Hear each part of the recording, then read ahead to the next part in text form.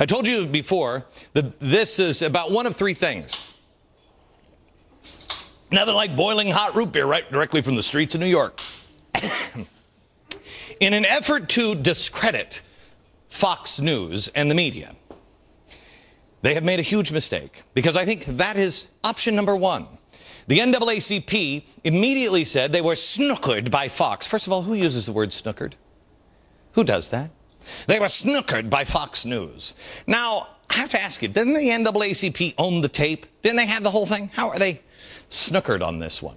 And I keep hearing from the White House and everybody else that Fox News isn't a real news network. It's practically the Cartoon Network. Really? So then, how are you snookered by the Cartoon Network? I thought for sure that invisible plane was real. That doesn't make sense. Is it possible, maybe, you want people to walk away and say, see, you can't trust Fox News. It's the fixed news channel. Is it possible? Uh-oh. Did I at 5 o'clock yesterday make that? It's almost like someone's playing three-dimensional chess. Uh-oh. Yes, the guy with the chalk and the chalkboard. And you've got all these brains and all this money working against poor little us at 5. How do you sleep at night? The other thing this thing is about is incompetence. I mean, how many terrible decisions has this administration made? I mean, really. Ones that are destroying the country. It's almost like they're intentionally trying to destroy it. Oh, did I say that? I better take another swig of root beer. Kids, don't drink this stuff at home. I'm a professional. The incompetence is not just in the White House. It is in the press. They're not incompetent. They are complicit.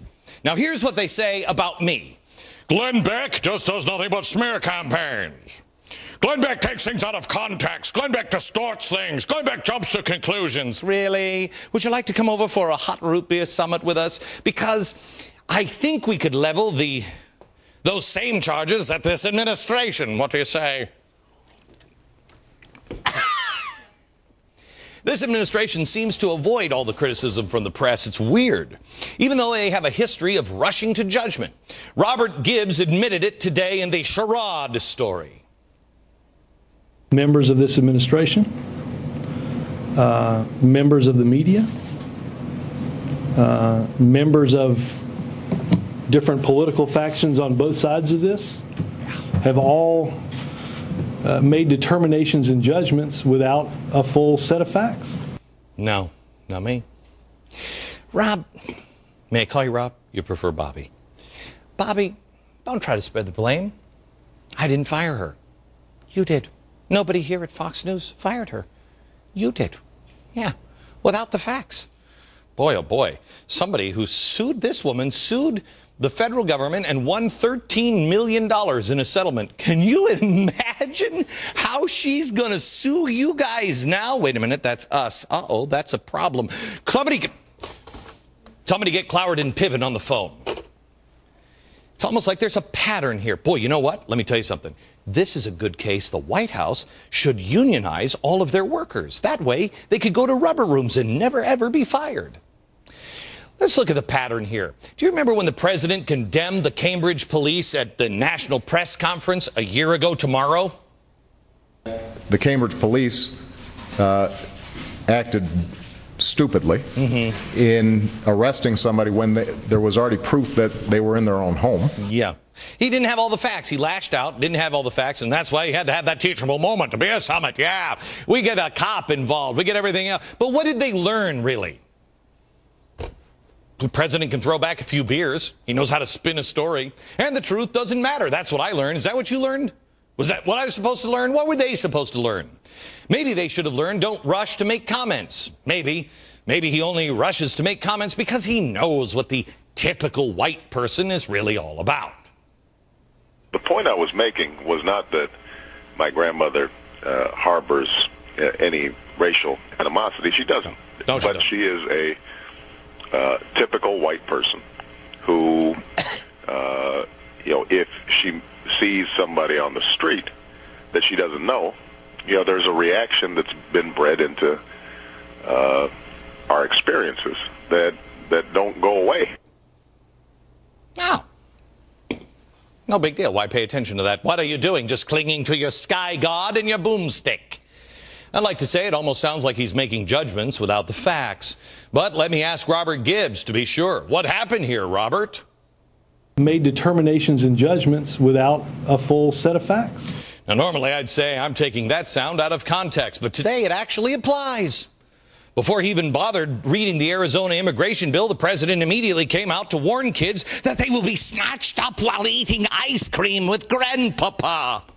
If you are a Hispanic American in Arizona, your great-grandparents may have been there before Arizona was even a state. Yes. But now suddenly, if you don't have your papers and you took your kid out to get ice cream, Just for ice cream? you're going to be harassed. That's something that could potentially happen. Let's get it right straight from the horse's mouth at the White House. Bobby Gibbs. Made determinations and judgments without a full set of facts. Couldn't agree with you more. Thank you, Bobby. And how about those evil doctors the president always warns us about? Remember when Obama made the outrageous assumptions that they were doing unnecessary foot amputations and ripping the tonsils right out of children's mouths and throats for a few extra bucks? If that same diabetic ends up getting their foot amputated, that's $30,000, $40,000, $50,000. Immediately, the surgeon is reimbursed. The doctor may look at the reimbursement system and say to himself, you know what, I make a lot more money if I take this kid's tonsils out. Oh, my goodness. So we will have tonsiless, footless children being harassed at ice cream parlors all across the nation. It almost sounds a little like, oh, Robert, how would you describe what just happened there? Made determinations and judgments without a full set of facts. Yes. Of course, if the president actually read bills, he wouldn't jump to conclusions. He would know the bill specifically prohibits racial profiling. The BP oil spill, the president said he hadn't even bothered meeting with BP CEOs because he already knows what people like that are going to say. I have not spoken to him directly, and here's the reason. Because my experience is when you talk to a guy like a BP CEO, he's going to say all the right things to me. I'm not interested in words. I'm interested in action. Yeah, it's all right, and he takes action. Forget about those words. Forget about the facts. Forget about anything. Why waste time searching for the truth or facts? He already knows who these people are. How exactly? You see, the president likes to rush you to judgment. Quick, sign it or the world will end by tonight. But then he accuses those who said that federally funded abortions were, coming in the health care bill. He said, no, no, no, those people are bearing false witness. There are some folks out there who are, frankly, bearing false witness. We've heard that this is all going to mean government funding of abortion. Not true. Not true. Not true. Bearing false witness.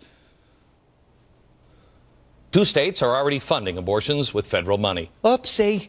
Let's go to Robert Gibbs one more time, Bobby. Made determinations and judgments without a full set of facts.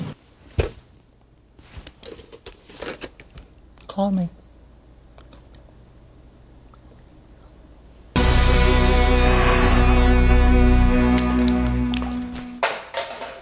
We're having a root beer summit today, and I hope we all learn a lesson. We all know about bias in the media. We've shown many examples of the liberal or progressive bias in the mainstream media. We know that they complain that we here at Fox are biased towards conservatives or Republicans. Well, I guess compared to them, showing both sides, airing the facts, I guess to them that would appear biased. But until this week, we didn't even know the full extent of what was happening behind the scenes with the media. We showed you last night there is an organization of journalists. They call themselves Journalist.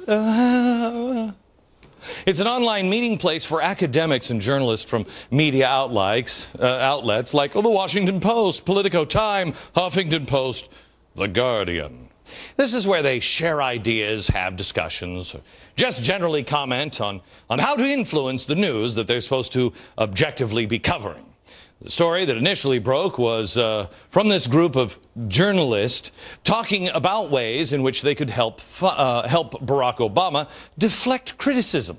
Stop talking about the Jeremiah Wright thing. just by calling conservatives like Fred Barnes or Karl Rove a racist. Well, we're finding more about this top secret group's discussions. It's not so secret now, is it? You don't like it when we start to reveal secrets about you guys, do we?